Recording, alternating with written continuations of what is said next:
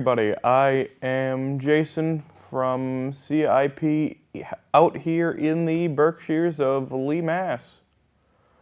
And today I will talk to you about the Lego dragons that I've made throughout my life and I guess their stories. And we'll start with the good old Earth Dragon.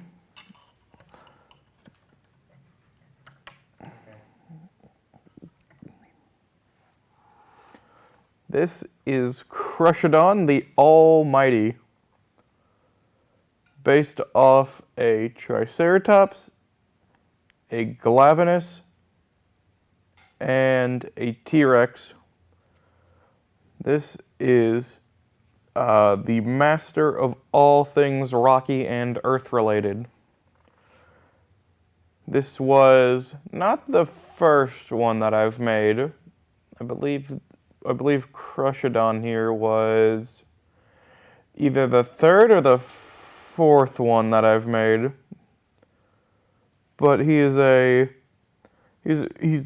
brute wyvern, which means instead of wings or wings, I guess, just really, he has big, powerful arms, looking more like a traditional like theropod, like a T-Rex or a raptor. But this, he can also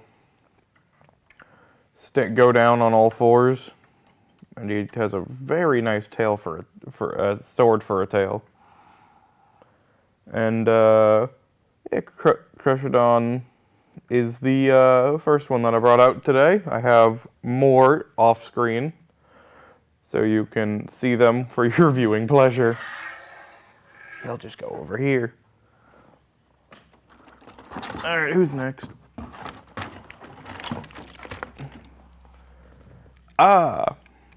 The Water and Ice Dragon, based off of Leviathans and Skullcrawlers from Godzilla. This is the smallest one, and it's also missing its dorsal fin. When did that fall off? Hold on, it's in here somewhere.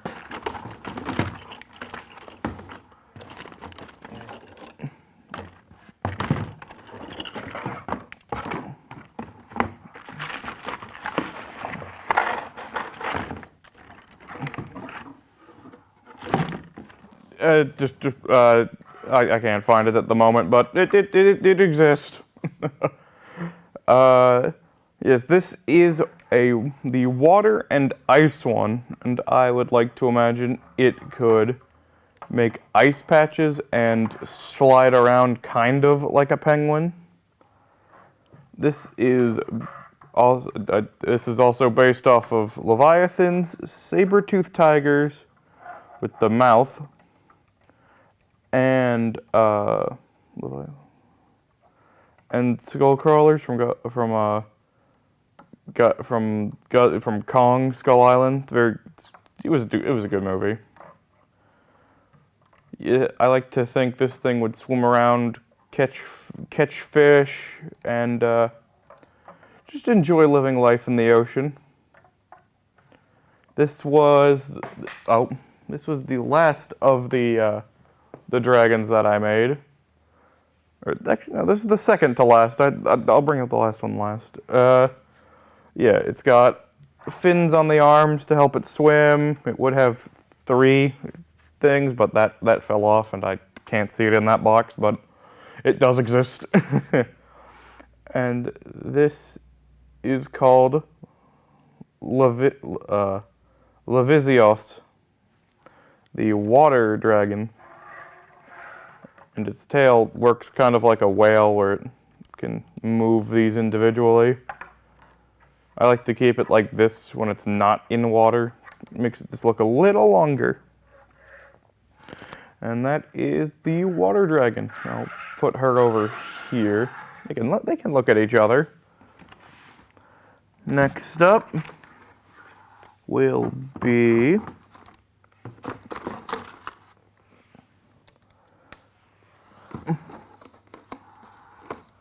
the Thunder Wyvern,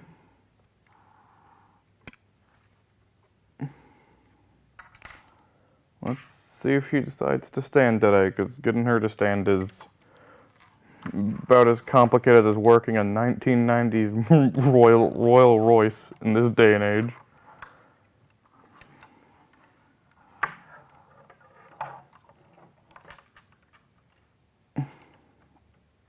Stay. Alright, it stayed, thank God. This is the Thunder Wyvern, Crackshot. She is based off of Astalos from Monster Hunter, and just general wyverns and snakes, which works out for her very long neck and tail.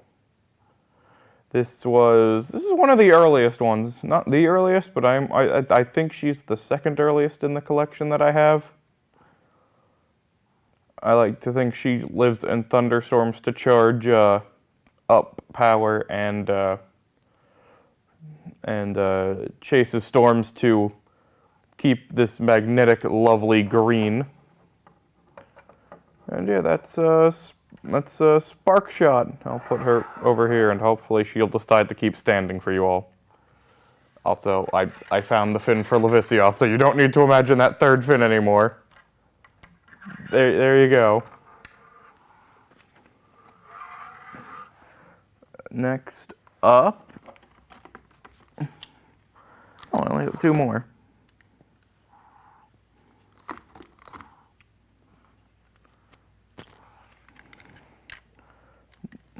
And this one is the newest one to the collection. It also broke on the way here a little bit, so just 2 seconds for you all. Perfect.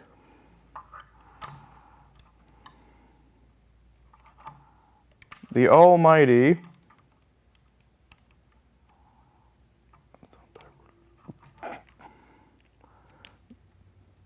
this one just likes to break a little bit because he's the most new one, and I haven't worked out all of the kinks on him. But this is the easiest one to get to stand at least. It's got 6 different limbs to do that.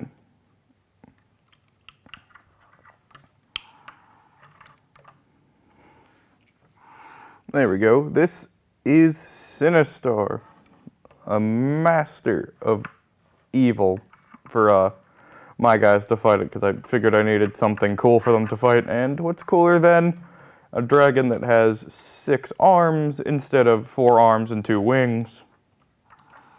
And technically it has 5 if you look at that tail. It can open up and spin around like a drill. I think that was a cool addition. This is the newest of the collection and is based off of Monster Hunter Rises Sunbreak's final boss. I'm not gonna spoil that, but it's very cool. And it doesn't look exactly like this. It looks similar though. Yes, this is a dark dragon that would live out in the void, just waiting to strike. So be careful with space travel, or else it'll take a good chomp. And that is Sinistar. And now, we're on to the biggest and my favorite of all of the dragons, and the last one for your viewing pleasure.